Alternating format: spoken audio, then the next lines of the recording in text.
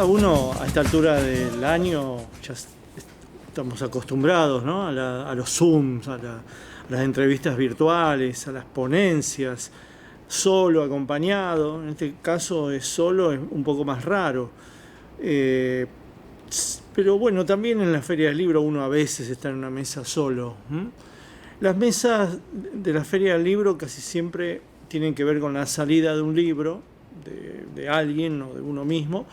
En este caso no, así que eso lo torna quizás extraño, ¿no? Que uno no anda pasilleando por la Feria del Libro in situ, sino que está hablándole a una comunidad virtual donde ni siquiera hay libros objetuales.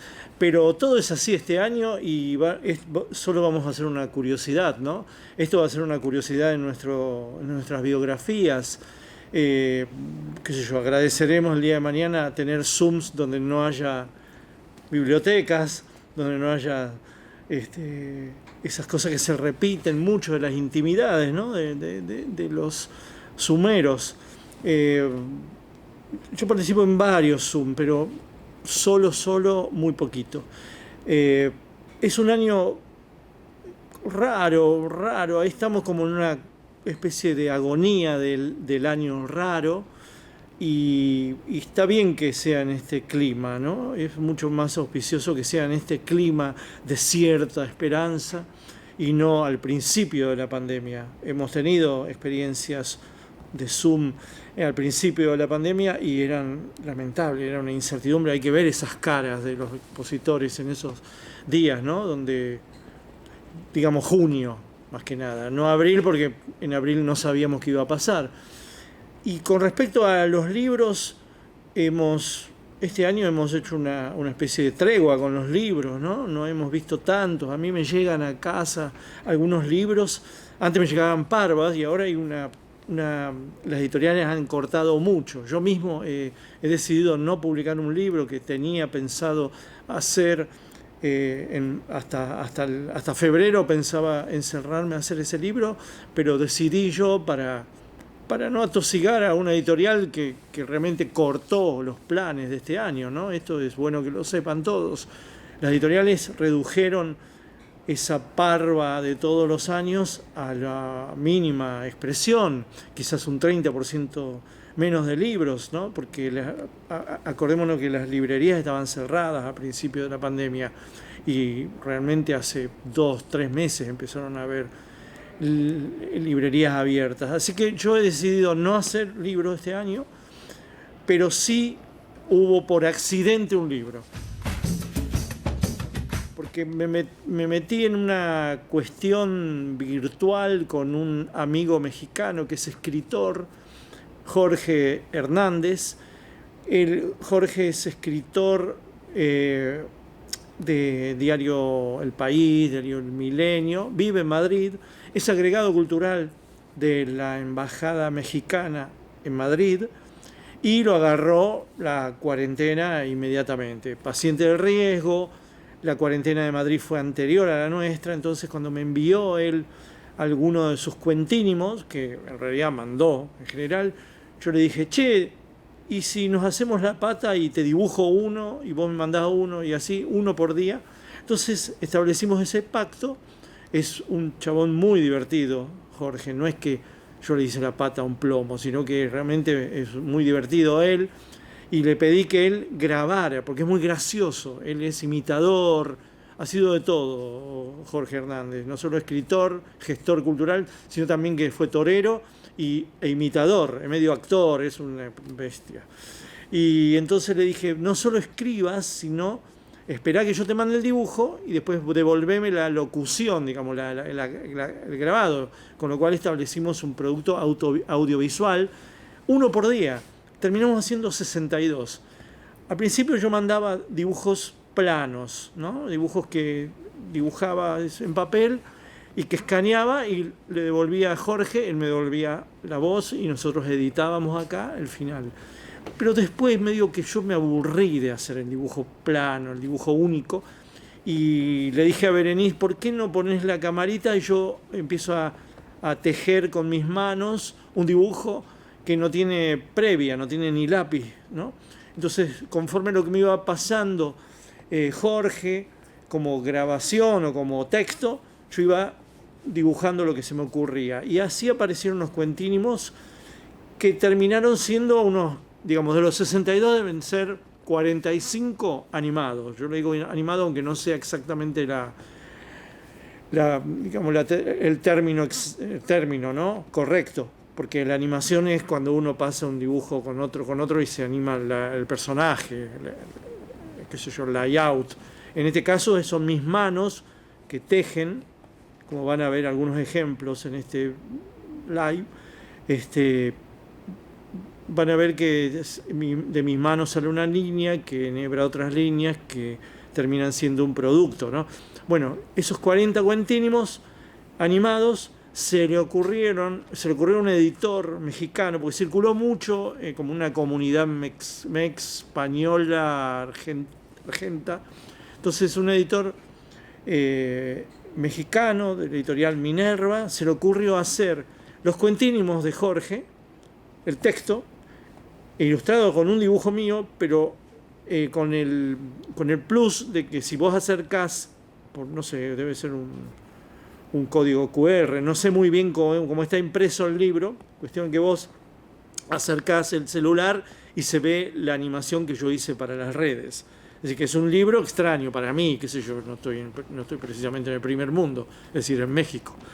Pero bueno, vos acercás y ves eso que yo hice para que se vea en YouTube, para Instagram, Twitter y otras cosas, ¿no? Y otras redes. Entonces esa es la cosa extraña. Al final el libro se llama Cuarentínimos para la cuarentena. Es un título que le puso Jorge y que como objeto podemos llegar a ver ahora una filmación del editor con una explicación que va a ser mucho mejor que la mía, que mi explicación.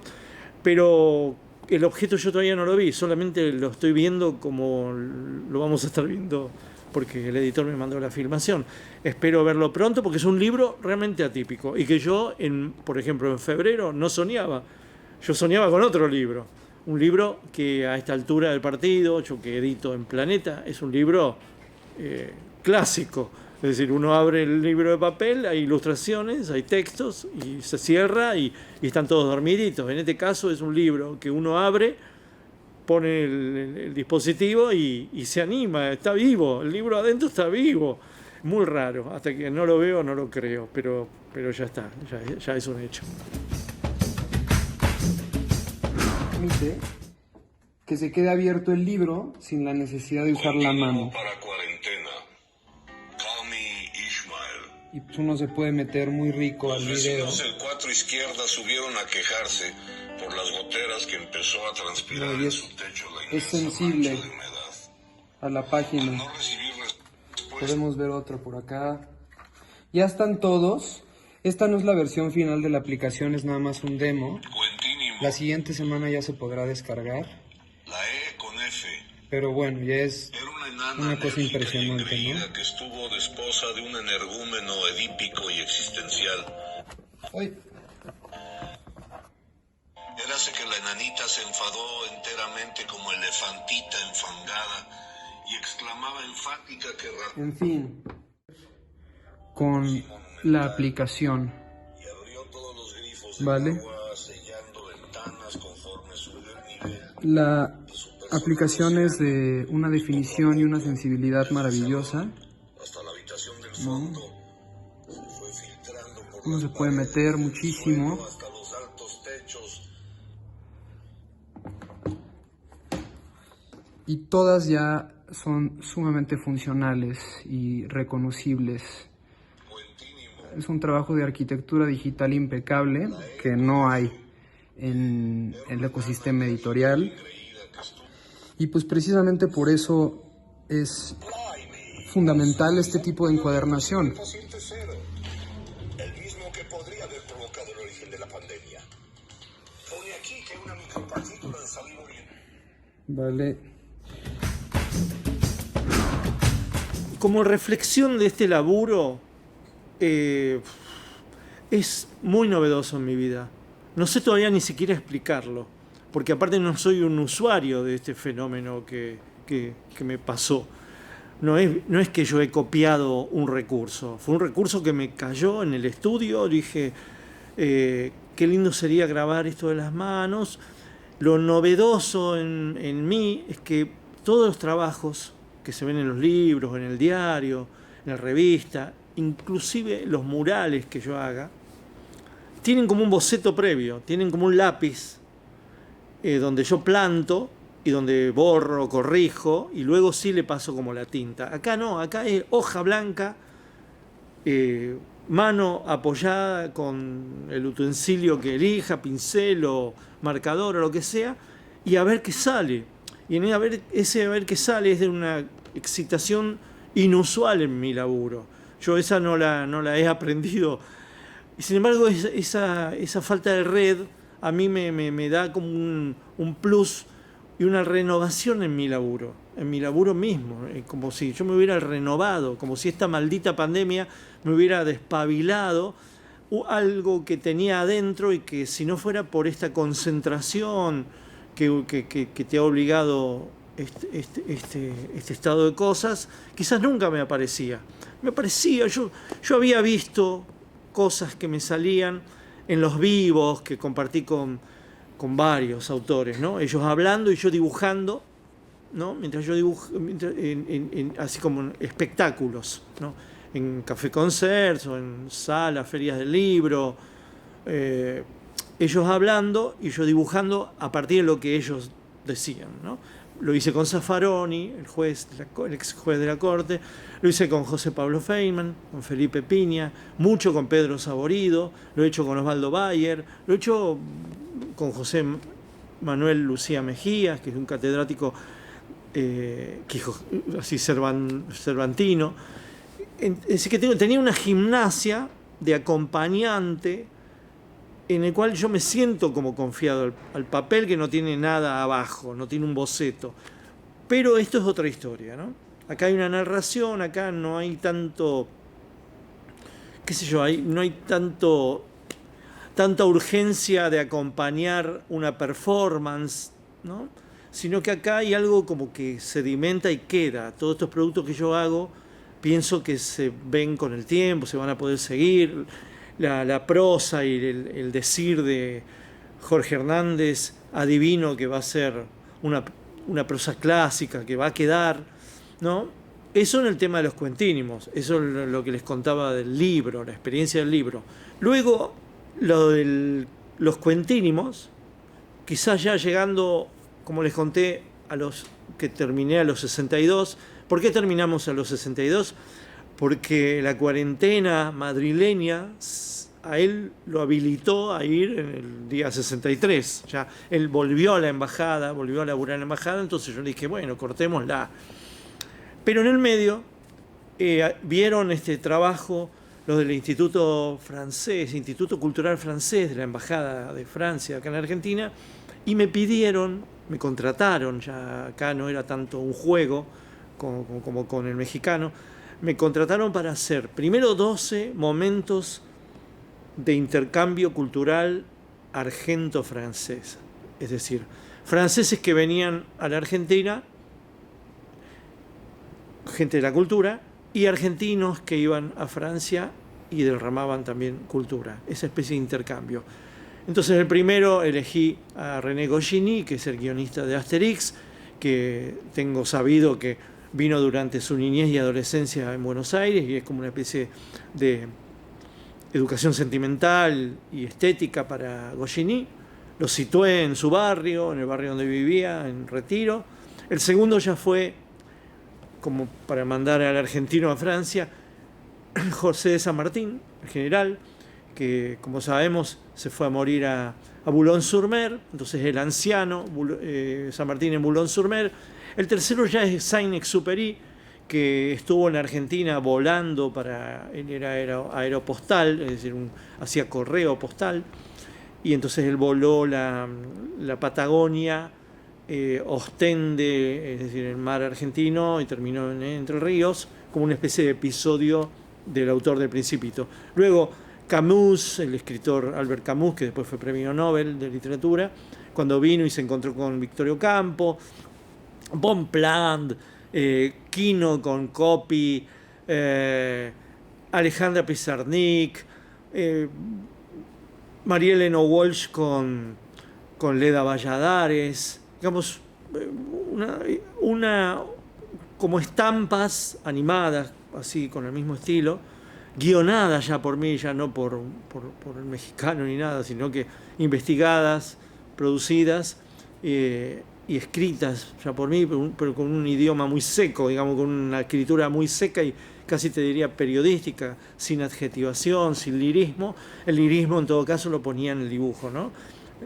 Y fue un laburo intenso. Primero fueron 12, después renovamos a 12 más, y esos 24 los terminé. Y en el medio de las ventanas culturales me convocan del Festival Isla de Dublín. ¿Qué es Festival Isla de Dublín? Es un festival literario que organiza todos los años el Instituto Cervantes de Dublín y que siempre convoca a autores latinoamericanos, españoles e irlandeses. En el caso de Argentina me convocaron a mí y me pidieron una ponencia, así como si yo estuviera hablando acá, una conferencia.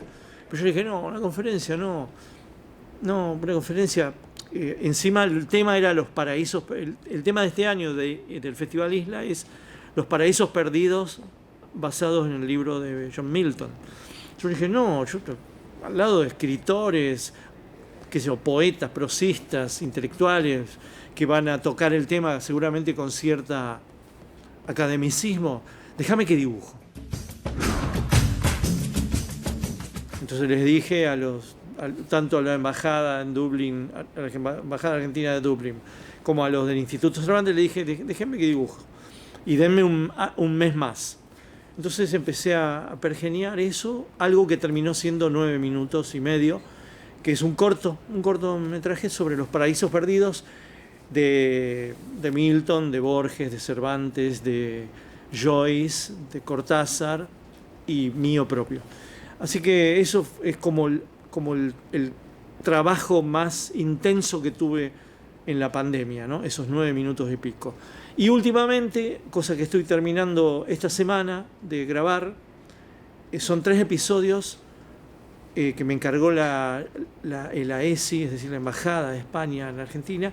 Son 3 episodios que se llaman Confesiones Cervantinas y que ellos sí lo escribe este muchacho increíblemente sabio sobre lo que es Cervantes y el Quijote, que es un escritor, poeta y académico de la Complutense, es un madrileño, José Manuel Lucía Mejías, que me escribió 3 confesiones, que son 4 dibujos y 4 dibujos.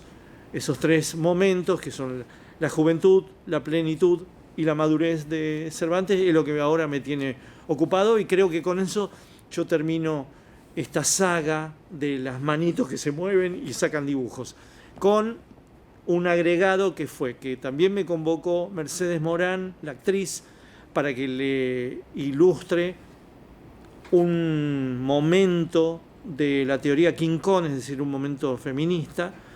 Yo hice ese dibujo.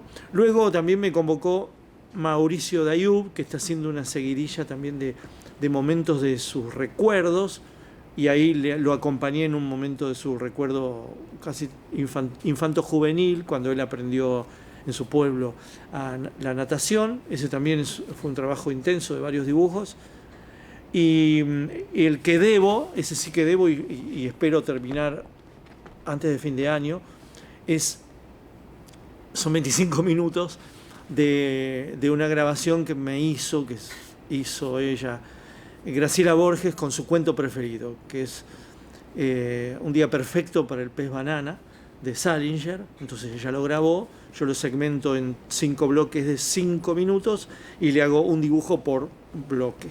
Este es un trabajo que he dejado para el final porque siempre se me fue acaballando uno tras otro este laburo de las manitos, ¿no? Que no es lo único que hago, porque si fuera lo único que hago, qué sé yo, puedo meter más cosas, pero yo laburo todos los días en Página 12, hace 33 años, yo sigo produciendo la tira, trabajo para otras cositas también, siempre hay alguna campaña que dibujar, hago un programa de radio, así que en medio de esa vorágine trato de mechar este tipo de experimentación y no sé si un día no voy a terminar haciendo un largo con esto de las manos.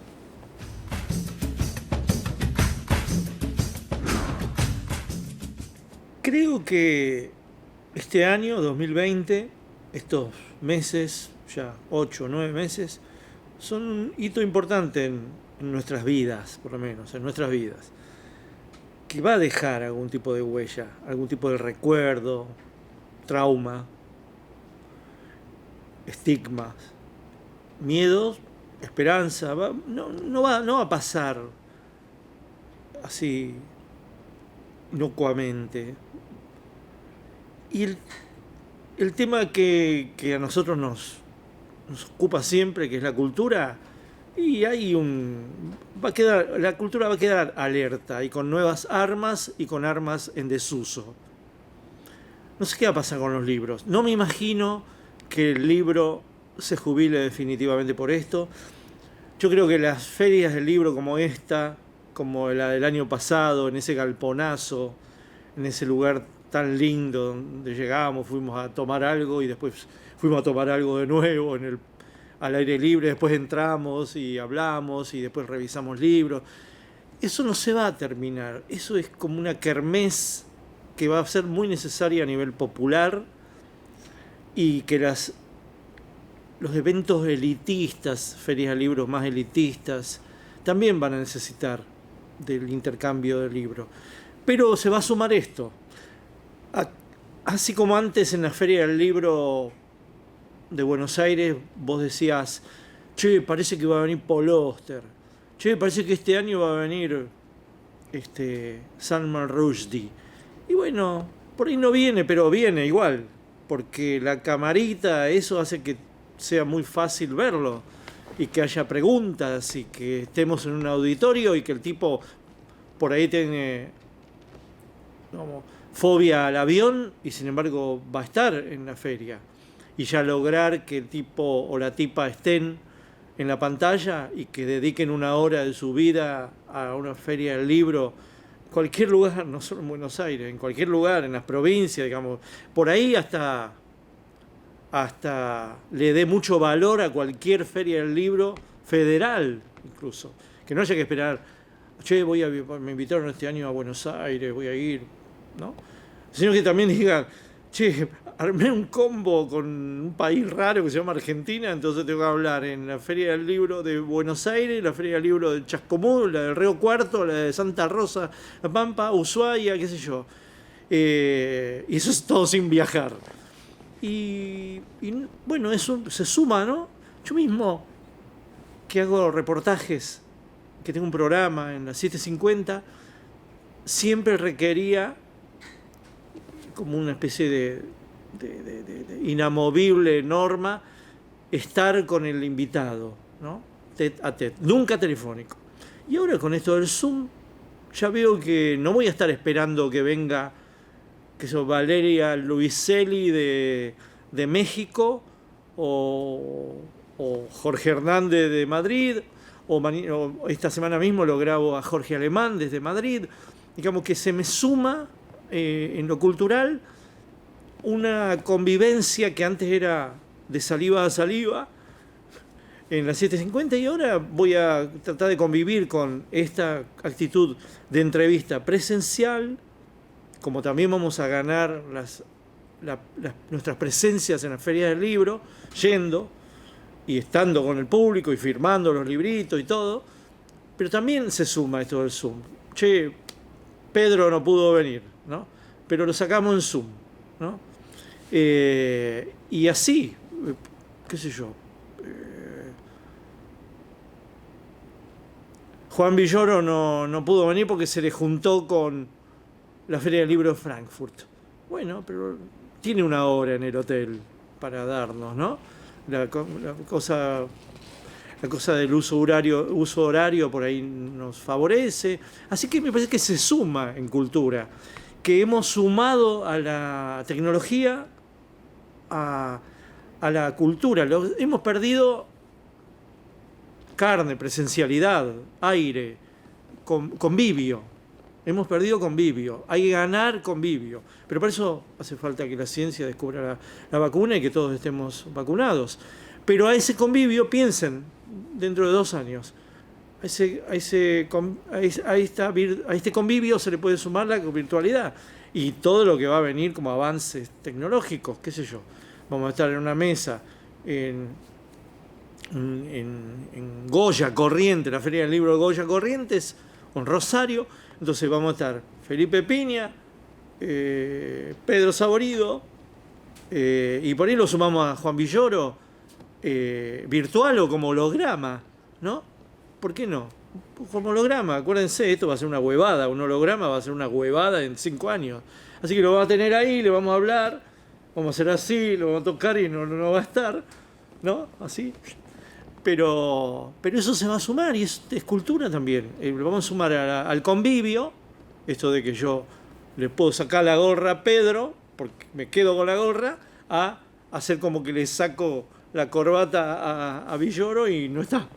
Pero en un convivio virtual también se va a sumar. Y eso está buenísimo. Y también todo se va a multiplicar. Por ahí un mural que yo haga, no sé, en Trenquelauquen, se puede estar filmando y pasando en otra parte, ¿no?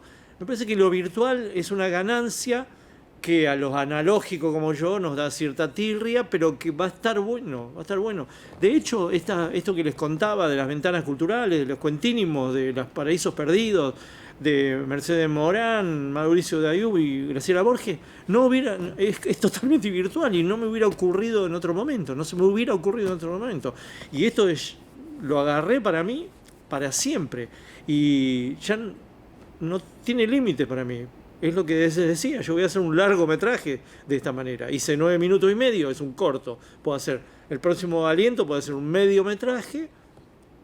Por supuesto que no va a tener toda la maravilla que tiene un equipo de laburo, ¿no?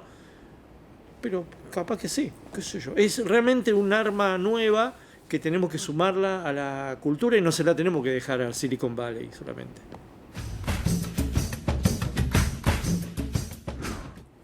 En un tiempo que ya es viejo, me la pasé presentando el libro de Evita, entre ellos en la Feria del Libro Río Cuarto, y el libro anterior, el 2010, que se llamaba 200 años de peronismo, que se hizo para el Bicentenario de la Patria. Ese no lo presenté tanto, lo presenté en Tucumán, bueno, en Buenos Aires, bien. Sí, lo he presentado, me acuerdo, pero no tanto como Evita. La intensidad que tuvo el libro de Evita en tanto a recorrer el país, y no virtualmente precisamente. Yo creo que está bueno de vez en cuando tenerlo, ¿no? Me hace federal, vendría a ser. Es una experiencia federal. El libro que yo pensaba para este año era totalmente lo opuesto. Yo estaba pensando ilustrar una obra universal, que es el Pinocho, hacer mi versión del Pinocho, con lo cual iba a haber menos presentaciones federales, iba a haber algunas, qué sé yo, si el libro funcionaba, por supuesto. Pero de vez en cuando a mí me pica hacer algo donde yo tenga el auditorio y esté hablando de algo que tenemos códigos y una complicidad afín, que es la historia, ¿no? Eso es maravilloso, a veces es polémico, se puede generar algún escandalito, es demagógico porque estoy hablando de algo que nos interesa, y puedo llegar a decir cosas bonitas, pero es una experiencia que no es definitiva ni definitoria en mi laburo. De vez en cuando se me va a ocurrir alguien o algo que tenga que ver con nuestra historia, con nuestro saber, qué sé yo. De vez en cuando me pasa eso, pero de vez en cuando también hago el Quijote, que tiene que ver con una cosa más universal. La Divina Comedia, que fue universal, pero la Divina Comedia no se presentó nunca en ninguna parte. En cambio, el Quijote sí se presentó en varios lugares.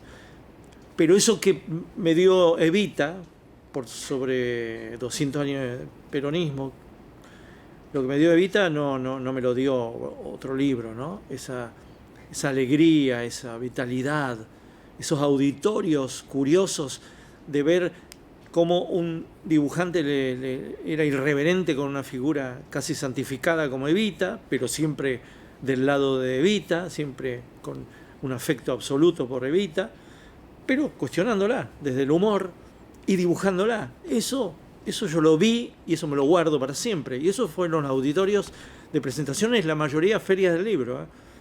Yo creo que si en abril no hay feria del libro en Buenos Aires, vamos a tener una especie de, no sé, como de abstinencia, que vamos a tener que hacer feria del libro en casa. En mi casa voy a sacar los libros, voy a invitar gente para que vean mi biblioteca, que es muy poblada y que cuenta mi vida más que mi vida misma, ¿no? La biblioteca de cada uno, sea mínima o máxima, también cuenta la vida nuestra. Por eso yo siempre dibujo a los libros en las bibliotecas, los libros hablando, porque para mí solo les falta como animarse a los libros, porque hablar, hablan.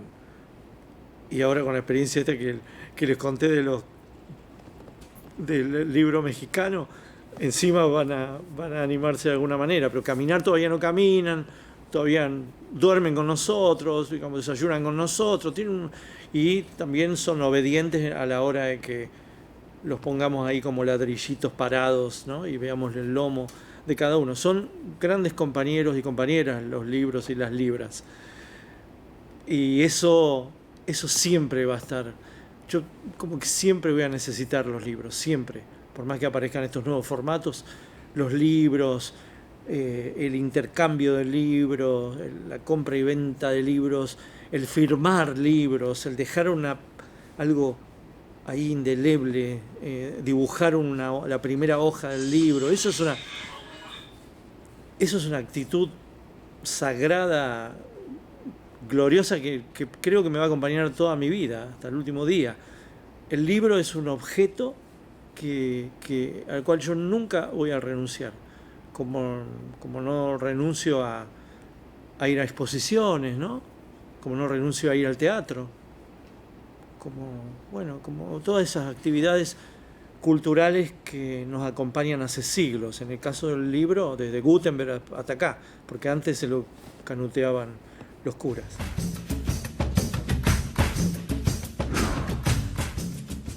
Claro, este último año, ya el año pasado estábamos combatiendo contra alguien, logramos desembarazarnos, pero ahora faltaba Trump, ahora falta Bolsonaro. Bueno, ¿cuál es mi módica arma? Hacer tiras, hacer dibujos.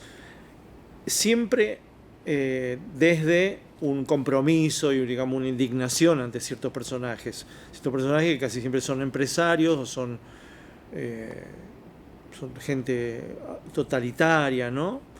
En el caso de Trump fue un grano absoluto durante 3 años y medio, casi 4 ya.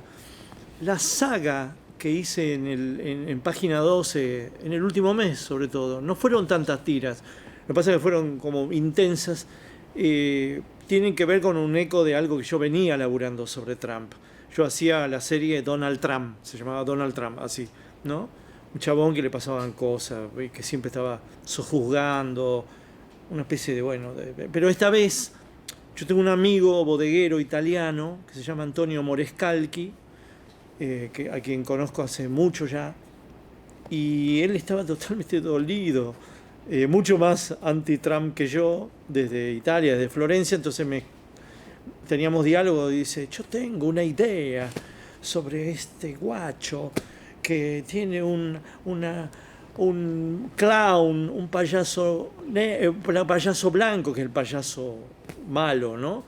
Y entonces, sí, dale, mandame unas ideas así que yo te las dibujo. Van a ver que está firmado Rep A. Mor. Y es Antonio Morescalchi. Es como él me tiraba algunas ideas y yo le daba un envase más profesional, ¿no? Como una especie de remate y sobre todo la forma del payaso este. Era ya en un momento en que había cierta sospecha que el tipo podía perder, pero nunca se sabe con estos tipos, ¿no? Nos jugamos, como 15 días antes de las elecciones, nos jugamos a que realmente se desmoronaba. Y su desmorone su desmoronamiento era frente a su reflejo, él que usa reflejos. En su reflejo él veía un payaso blanco que todo el tiempo lo parodiaba. Ahí donde Trump decía, haré América grande de nuevo, incluimos a todos, somos la potencia. El otro le decía, hiciste bosta al país, mataste gente con la pandemia, negaste. Bueno, todo el tiempo la contracara se le daba el reflejo en la forma de una especie de, como de payaso McDonald, pero que es un payaso blanco. Y el tipo ahí como que se iba desencajando y finalmente demoliéndose, autodemoliéndose Trump, que gracias al cielo pegó justo con las tiras. Las tiras pegaron justo con el resultado final, ¿no? Que acuérdense que la primera noche ganaba Trump, la segunda ya estaba más o menos, y ya ahí ya la tercera era como que había mucha sospecha de que ganaba Biden, que es el próximo a combatir.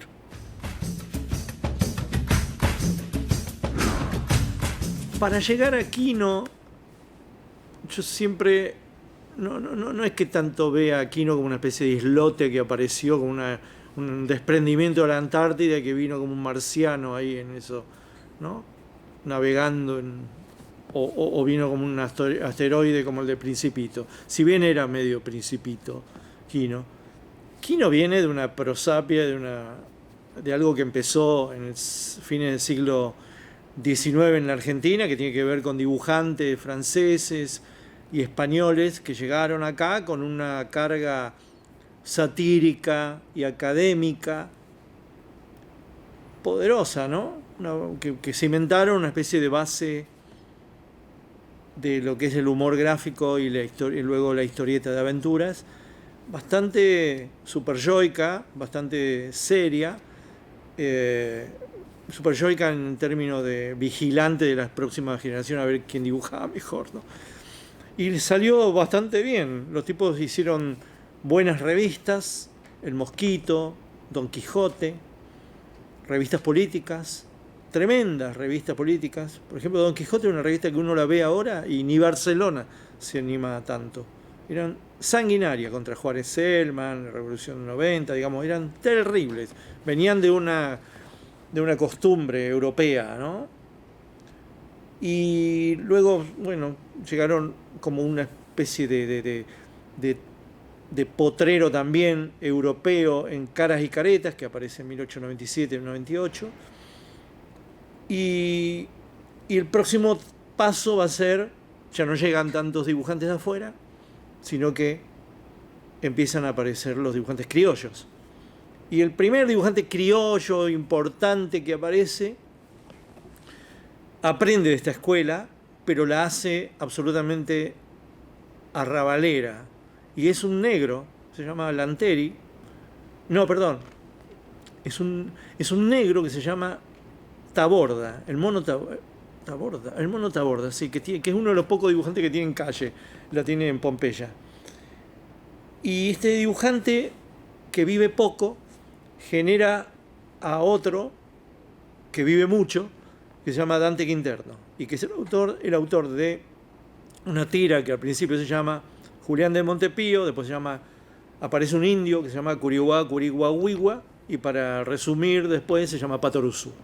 Este Patoruzú es realmente un personaje argentino, patagónico, oligárquico, bla, bla, pero netamente criollo, una producción, es como si te dijera un Popeye argentino, un poderoso, fuerte y con una cosa ya de nacionalista.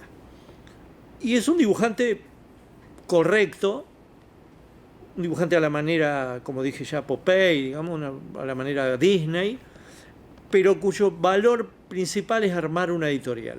Arma una editorial y contrata dibujantes. Y ya todos esos dibujantes ya son argentinos, que son Ferro, Divito, las primeras armas de Divito son ahí, y Mirko Repetto, Tulio Lobato, qué sé yo. Empieza ahí, es como una especie de primera oleada del humor gráfico argentino poderosa.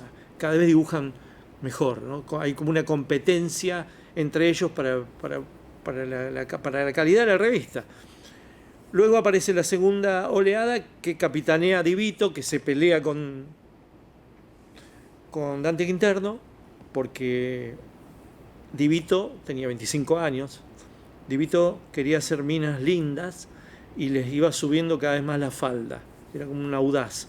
Y Dante Quinterno, que era un conservador absoluto, le bajaba la falda, ¿no? Así, cada vez más. El otro subía, este se bajaba. Entonces se hinchó las bolas Di Vito, se armó su propia productora, consiguió un socio, hizo la revista Ricotipo. La revista Ricotipo contrató otro semillero de dibujantes, entre el cual el más destacado fue Oski, pero también otros dibujantes increíbles, Tonio Gallo, Ianiro, ¿no? Y ahí como que se suelda algo que es más que argentino, es porteño. Ricotipo es una revista urbana, porteña, y que también tiene ya escritores importantes, ¿no? César Bruto, ilustrado por Oski, Abel Santa Cruz. Bueno, es una revista netamente humorística, coloquial, es decir, costumbrista. Tanto Patoruzú como Ricotipo son revistas costumbristas, no políticas. Hay que esperar al año 57 en que Landru haga la revista Tía Vicenta para que haya nuevamente un humor político que venía de la gestión, digamos, de la tradición del Quijote, de Don Quijote, El Mosquito, Caras y Caretas, Cascabel, que era una revista antiperonista del año 45, y la revista Frondis, de la época de Frondizi, que es Tía Vicenta. Y ahí quien aparece no solo Andrew, que es una especie de discípulo de Oski, sino que aparece Quino, y aparece Coppi, y aparece Calondi, y Aboy. Ahí ya hay otra oleada, quizá una oleada definitiva del humor gráfico moderno, ¿no? Ya deja de ser un humor barrial, humor nacional, para ser un humor cada vez más vamos a competir en el mundo. Podría ser. Quino es eso, Quino es un chabón que empieza dibujando en revistas locales, Ricotipo, qué sé yo, pero un día descubren a los franceses, Coppi también, y empiezan a dibujar como los franceses, un humor universal. Y a partir de ahí todo estalla y vienen los 60, y viene Mafalda, y toda la saga y la influencia que tuvo el Quino hasta, te diría, hasta hace 10, 15 años, ¿no?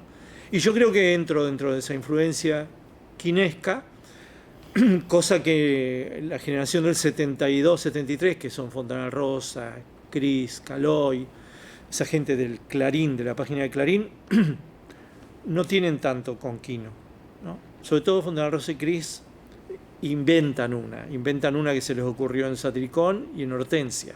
Hortensia es una revista muy importante porque de nuevo instala un humor costumbrista, ya no político.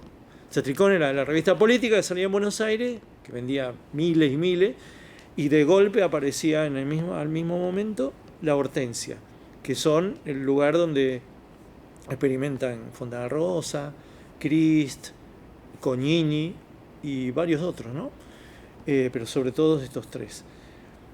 Y luego ya hay que esperar que Quino deja de hacer Mafalda en el 73, que Satricón es censurada, que aparece la página de Clarín, que es muy importante, que ya no existe como página importante, pero que fue muy importante porque estaban los mejores, sumado a Sabat, ¿no? A Menchi Sabat, que estaba dentro de Clarín, que es un dibujante impresionante.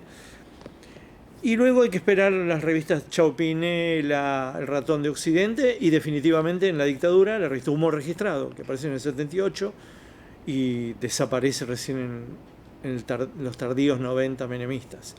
Pero ahí también hay como una especie de potrero al cual yo pertenezco, ¿no? Hay un montón de dibujantes que aparecen ahí, como Nine, como Fati,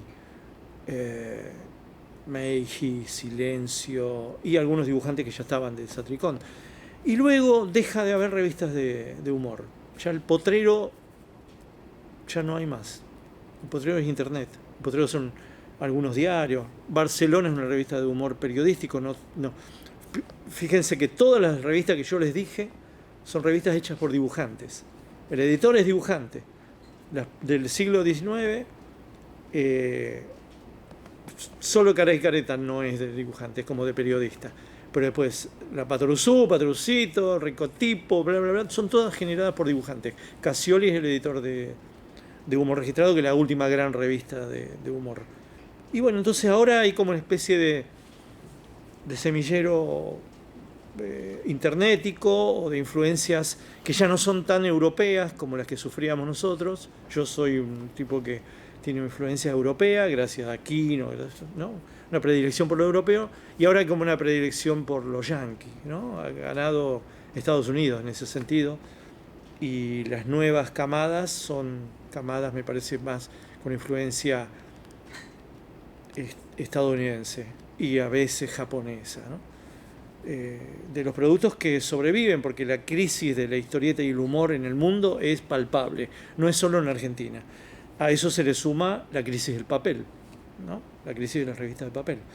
Revistas de humor no hay ni en Estados Unidos.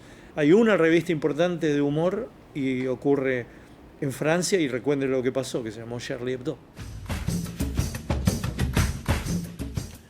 Yo no estoy muy vigilante de lo que pasa, porque aparte de lo que pasa es múltiple, es inagarrable. Antes vos agarrabas una revista, 2 revistas, 3 revistas, a veces convivían 3 revistas, y decías, mirá, este es el panorama del humor gráfico, este es el panorama de la historieta. Pero ahora no sabés dónde ocurren las cosas, entonces como que eso a mí me ha quitado ganas de monitorear. También me ha pasado que mis predilecciones estéticas fueron para otro lado. Yo he consumido mucho del género madre que me parió, y ya como me cansó.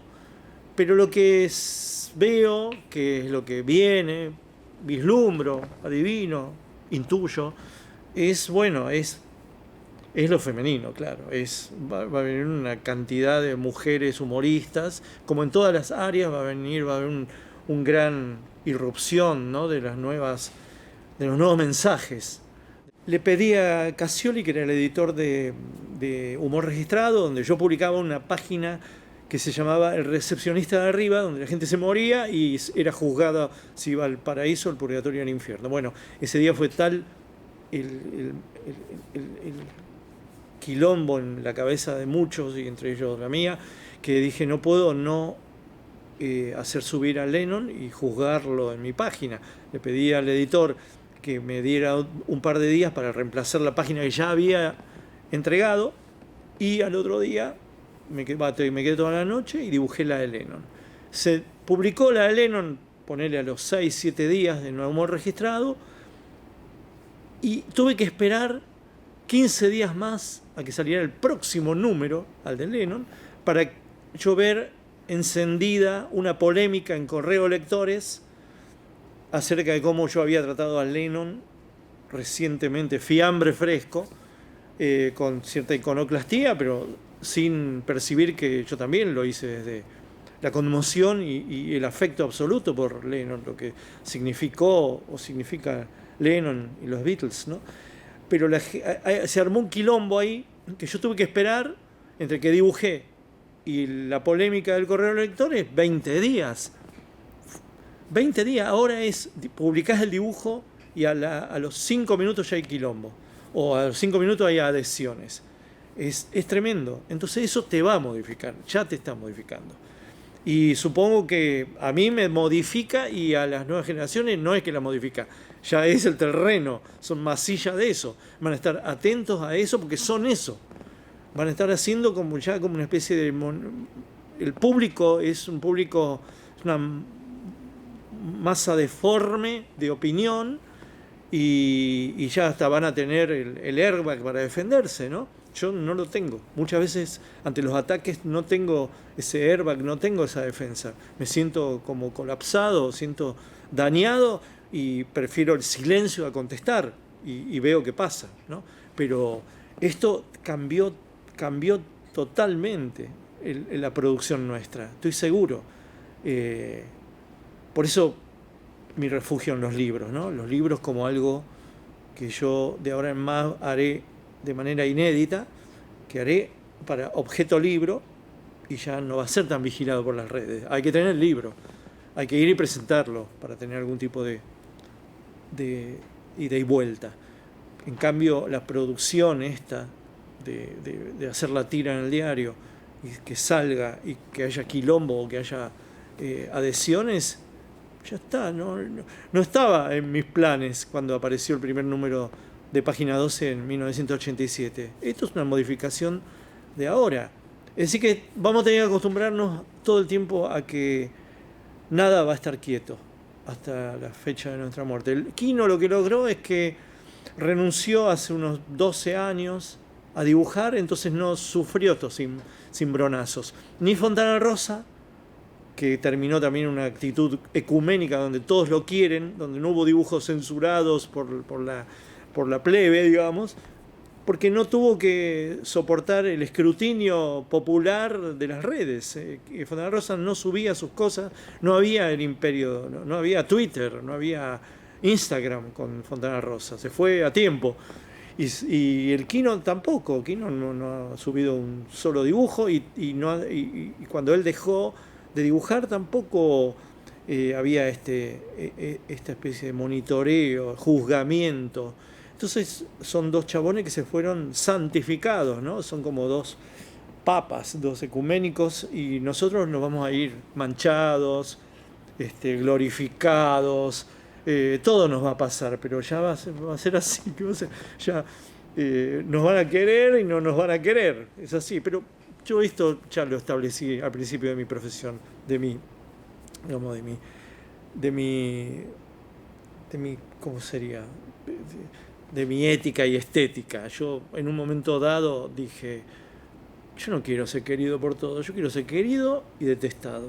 Y para eso me tengo que jugar en mis opiniones, en mi ideología, y bueno, que se vayan a cagar los que no les gusta y los otros me querrán, pero entre ese establecimiento, entre ese automanifiesto que me armé, y hoy hubo mucha negociación también, ¿eh? Yo también negocié, yo también aprendí que puedo decir las cosas de otra manera, que no puedo ser tan zarpado como era antes. Negocio, el profesionalismo trae eso, ¿no? Que las cosas se digan de una manera más disfrazada, sin traicionar aquello básico en mí, que es estar siempre al lado del perdedor.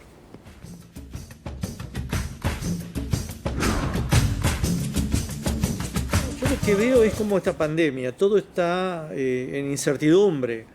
Y ojo, yo no tengo un mal concepto de la incertidumbre, todo lo contrario, creo que es bueno vivir sin certidumbres. Lo que pasa es que cuando la incertidumbre se cobra vidas, se cobra ajuste y todo lo demás, este es el momento, es un momento medieval. En todo caso, la incertidumbre es piola en el trámite creativo, artístico. Pero ahí es donde entran a jugar esto que les contaba, ¿no? Los factores del público de las redes. Ahí hay una especie de gobernanza, hay una especie de... Sí, hay una dictadura del anónimo, eso es lo peor, ¿no? Que muchas veces el anónimo, el troleaje, y eso no es sano, pero estamos en los balbuceos, estamos midiéndonos también. Un día nosotros vamos a dominar esa escena, ¿no? Esto es la etapa en que aparece Gutenberg y dice, che, a partir de ahora los monjes no tienen por qué encanutearse el saber y copiar uno a uno los códices. A partir de ahora vamos a hacer libros a rolete y van a poder diseminarse en el público, ¿no? Y democratizarse de alguna manera la lectura y el saber. Bueno, esto tiene eso de la velocidad de las cosas. También hay un diseminarse del saber, que yo lo utilizo, y también está la otra cosa, que es absolutamente tóxica, negativa y que te coarta y que te quiere todo el tiempo coartar, vigilar y castigar, y encima no te paga. Es raro que te paguen, porque el editor antes te servía de censor y te decía, este dibujo no va. ¿Por qué? No va, porque no va. Pero en el otro te publicaba y después te daba un cheque, ¿viste? Vos seguías, tenías traspié, pero en cambio esto es de subir las tiras, los dibujos, las animaciones, no es que tampoco te pagan, ¿viste? ¿Cómo los dibujantes ahora podemos obtener una paga? Y bueno, haciendo libros, teniendo un sueldo en un diario, esperando que salga una revista, colaboraciones, charlas, no sé, cursos, pero las redes no te dan nada, por ahora no te dan nada. No sé qué pasará con los que tienen miles y miles y que son influencers, quizás les den algo, ¿no? Yo les digo, yo tengo miles, qué sé yo, pero no tantos como un influencer y yo no percibo nada, simplemente veo y de alguna manera utilizo las redes para que mi obra se conozca cada vez más y con la recompensa de que se conozca cada vez más, pero también que te tiren más y más escupidas, ¿no? Porque hay un montón de gente que no son lectores míos, no me siguen, no saben qué ideología tengo. Y de golpe aparece un dibujo que por ahí les suena un dibujo que a ellos, no sé, que no les cuadra ideológicamente, ¿no? O que sea audaz, porque no conoce mi recorrido, que yo he tocado temas en otros tiempos, hace 20, 25 años que vengo tocando el tema del aborto, vengo tocando el tema de los desaparecidos, y de golpe un lector de red encuentra un dibujo mío de precisamente el aborto y no sabe que vengo trabajándolo, sino que ve un dibujo por la primera vez. Entonces ese malentendido es un malentendido de hoy, es así. Esta pandemia es un malentendido permanente y este balbuceo de las redes, este dominio cada vez mayor y uno como una especie de producto, también es un malentendido permanente. Estamos en un momento de incertidumbre y malentendido. Yo prefiero la incertidumbre.